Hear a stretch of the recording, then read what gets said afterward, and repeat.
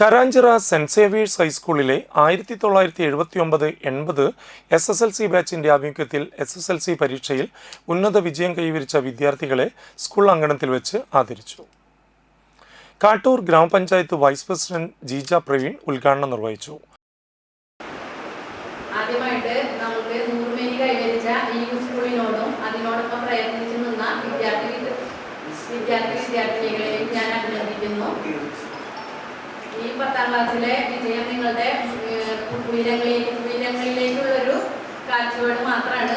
ഇനിയാണ് നിങ്ങളുടെ ഭാവി നിങ്ങൾ തീരുമാനിക്കേണ്ടത്.